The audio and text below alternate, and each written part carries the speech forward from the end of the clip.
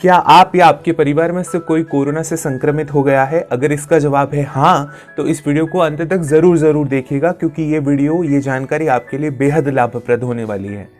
प्रणाम, आपके और आपके सभी अपनों के लिए ढेर सारी प्रार्थनाएं। आज के इस वीडियो में हम बात करेंगे कुछ ऐसे योग आसनों के बारे में जिन्हें अगर आप कोविड संक्रमित हो गए हैं तो करने से बहुत जल्दी ठीक हो जाएंगे। तो इस वीडियो को शुरू करने से पहले अगर आपने हमारे चैनल को अभी तक सब्सक्राइब नहीं किया है तो इसे सब्सक्राइब जरूर कर लीजिए और साथ ही साथ बेल का बटन जरूर प्रेस कीजिएगा, ताकि आगे आने वाली वीडियो की जानकारी आप तक सबसे पहले पहुंच सके। आज के वीडियो में हम बात करने जा रहे हैं कुछ ऐसे योग आसनों के बारे में जिन्हें अगर आप कोविड संक्रमित हो गए हैं तो करने से आपको बहुत लाभ पहुंचेगा। देखिए, अगर आप सीटी सीवियरिटी स्कोर के स्कोर 0 से 8 और 8 से 15 के बीच आते हैं तो ये वीडियो आपके लिए बहुत लाभप्रद होने वाला है। सीटी सीवियरिटी स्कोर क्या है, अगर आपको ये नहीं पता है तो मैंने अपने पिछले वीडियो में ये बताया था, जिसका लिंक ऊपर आई बटन में आ रहा होगा। आप वहां पर जाकर उस सीवियरिटी स्कोर के बारे में जान सकते हैं। तो अगर आप माइल्ड या मॉडरेट सीवियरिटी स्कोर में हैं, 0 से 8 और 8 से 15 के स्कोर के बीच में हैं, तो ये 4 योगासन जो मैं आज आपको बताने जा रहा हूँ ये आपके लिए बहुत लाभप्रद होने वाले हैं। इसके साथ साथ जो कोविड पॉजिटिव पेशेंट अब कोविड नेगेटिव हो चुके हैं उनके लिए भी ये बहुत काम के हैं, क्योंकि पोस्ट कोविड आपको बहुत वीकनेस होती है, आपके शरीर में बहुत थकान होती है, मसल क्रैम्प होता है, आपका सडन बहुत वेट लॉस हो जाता है, साथ ही साथ लंग फाइब्रोसिस के भी बहुत से केसेस देखने को मिल रहे हैं, कार्डियो केसेस बहुत दिखने को मिल रहे हैं जहाँ पे हार्ट की फंक्शनिंग कम हो गई है। मैं खुद पिछले साल कोविड से संक्रमित हो गया था और जिसके बाद मेरी स्वयं की हार्ट की फंक्शनिंग बहुत लो हो गई थी। मेरा खुद का हार्ट अभी वर्तमान में 40% ही काम कर रहा है। तो मैंने अपने आप को योग आसनों की मदद से कुछ हद तक तैयार किया है। ऐसे ही 4 योगासन मैं आज आप लोगों के लिए लेकर आया हूं। तो सबसे पहला हमारा जो आसन है वो है प्रसारित हस्त आसन। इस आसन को करने के लिए आपको सबसे पहले योगा मैट पर या एक चद्दर पर सुख आसन के अंदर बैठ जाना है। सुख आसन यानी कि पालती लगाकर बैठ जाना है। अगर आप आइसोलेशन सेंटर में हैं या ऐसी परिस्थिति में नहीं है कि आप जमीन पर बैठ जाएं, तो ऐसे केसेस में आप जो है अपने बिस्तर के ऊपर भी बैठ सकते हैं। सबसे पहले सुखासन में बैठ जाएं। इसके बाद अपने दोनों हाथों को सामने की तरफ इस तरफ जोड़कर रख लें, कुछ इस तरह से, जैसे कि आप किसी को प्रणाम कर रहे हैं। इसके बाद आपको दोनों हाथों को खोलते हुए अपने पार्श्व भागों में लेकर जाना है और उसी समय सांस भी भरनी है। देखिए, कुछ इस तरह।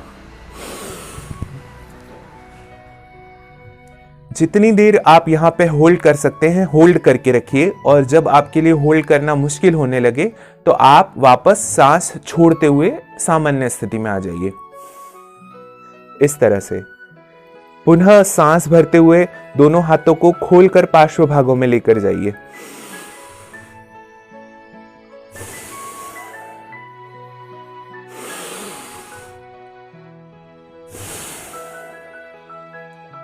देखिए, अगर आप सीटी सीवियरिटी स्कोर के माइल्ड कैटेगरी में यानी 0 से 18 के बीच में है तो आपके लिए थोड़ी देर सांस को रोकना संभव हो पाएगा। अगर ये संभव नहीं है तो ज्यादा प्रयास करने की जरूरत नहीं है, आप जाकर तुरंत वापस भी आ सकते हैं। देखिए, ऐसे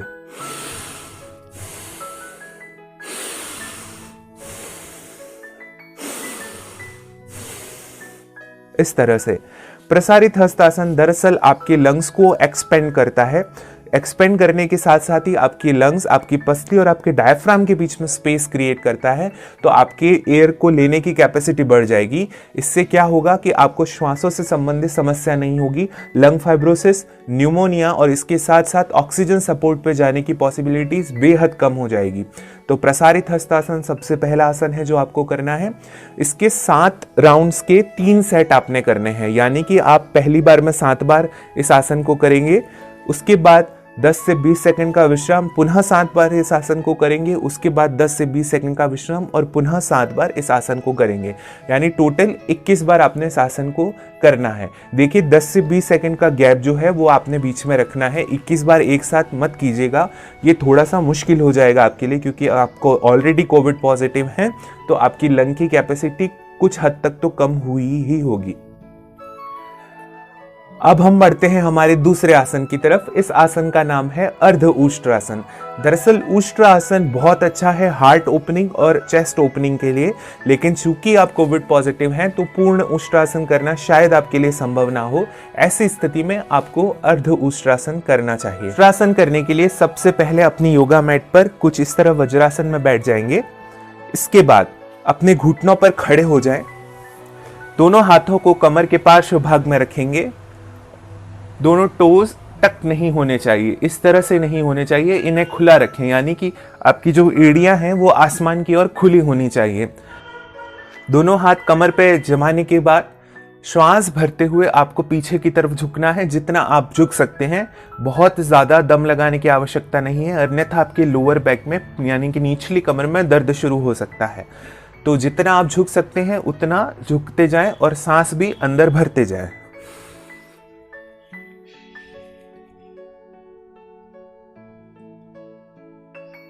और पुनः अपनी सामान्य स्थिति में श्वास छोड़ते हुए आ जाएं। एक बार पुनः श्वास भरते हुए पीछे की तरफ झुकें और श्वास छोड़ते हुए पुनः अपनी सामान्य स्थिति में आ जाएं। यह है अर्ध उष्ट्र आसन। अर्ध उष्ट्र आसन के भी 3 राउंड्स के 3 सेट आपने करने हैं, यानी एक बार में 3 बार किया, फिर 10 से 20 सेकंड का विश्राम और फिर अगला राउंड। इस तरह से 3 राउंड्स आपको अर्ध उष्ट्र आसन के करने हैं। जितना आपके लिए संभव हो उतना ही पीछे झुके, बहुत ज्यादा पीछे झुकने की जरूरत नहीं है। एक बात का ध्यान रखें, जब आप पीछे झुकेंगे तो आपके कंधे खुले होने चाहिए, इन्हें आगे की तरफ इस तरफ झुका कर ना रखें। इसलिए कोशिश करें कि आप अपने कंधों के बॉल्स को सॉकेट के अंदर घुमाएं और कुछ ऐसे पीछे ले जाएं और उसके बाद पीछे की तरफ झुकना शुरू करें। अब हम बढ़ते हैं हमारे तीसरे आसन की तरफ, और हमारा जो तीसरा आसन है वो है सेतुबंध आसन, या जिसे ब्रिज पोज भी कहा जाता है। सेतुबंध आसन करने के लिए सबसे पहले आपको अपनी योगा मैट पर पीठ के बल यानी कि कमर के बल लेट जाना होगा और पांव को घुटनों से मोड़कर रख देना होगा। देखिए कुछ इस तरह से। अपने पांवों को जितना हो सके अपने शरीर के पास लेकर आइए। इतना पास तो कम से कम हो कि आपकी हाथों की उंगलियां आपके पांवों की टच कर सके। अगर संभव नहीं है तो बहुत ज्यादा प्रयास करने की जरूरत नहीं है, धीरे धीरे संभव हो पाएगा। इसके बाद अपनी दोनों हथेलियों को अच्छे से योगा मैट पर टिका लीजिए। इसके बाद आपको श्वास भरते हुए अपने धड़ को ऊपर की तरफ उठाना है, लेकिन ध्यान रखना है कि आपके कंधे, आपकी गर्दन और आपका मस्तक, ये 3 चीजें जमीन पर ही टिकी रहेंगी, ये ऊपर नहीं उठेंगी। ऊपर उठेगा आपके गर्दन से और आपके चेस्ट से नीचे वाला भाग। देखिए कुछ इस तरह, श्वास भरते हुए ही आपको ऊपर उठना है।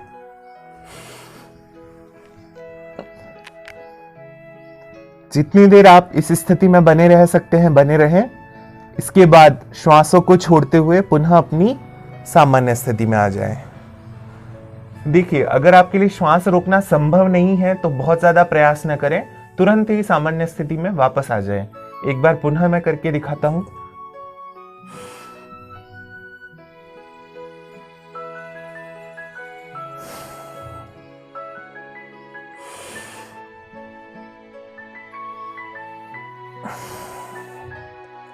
तो ये है हमारा तीसरा आसन, सेतुबंध आसन।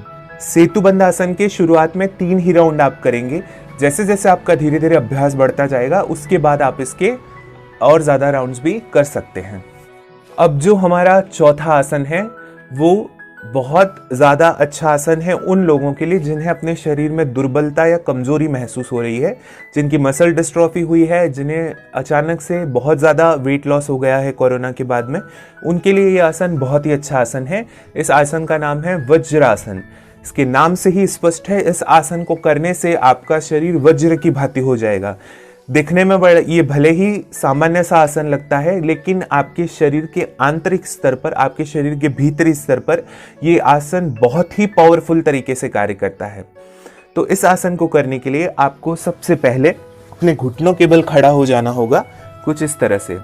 इसके बाद अपने दोनों पांवों के जो अंगूठे हैं उनको आपस में मिला लीजिए और एड़ियों को आपस में दूर कर लीजिए। कुछ ऐसा करेंगे कि आपके जो पांव हैं वो यू या वी की शेप में आ जाएं। इसके बाद धीरे धीरे करके इस गोदी पर या पांवों के बीच की जगह पर आपको बैठ जाना है। और अपने दोनों हाथ आगे घुटनों पर सीधे रखें और कमर को सीधा कर लें।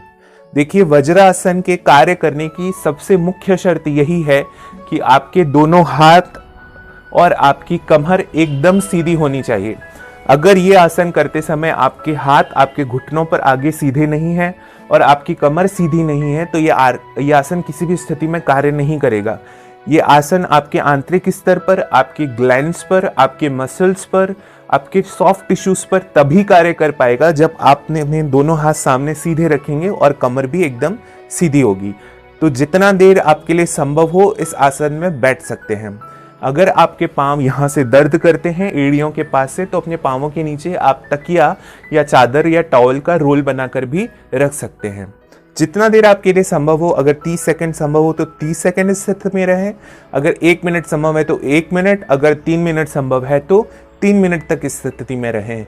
3 मिनट से ज़्यादा मैं आपको एक बार कोविड पॉजिटिव होने के बाद सजेस्ट नहीं करूंगा। 3 मिनट होने के बाद आप पुनः धीरे धीरे करके अपनी सामान्य स्थिति में वापस आ जाएंगे।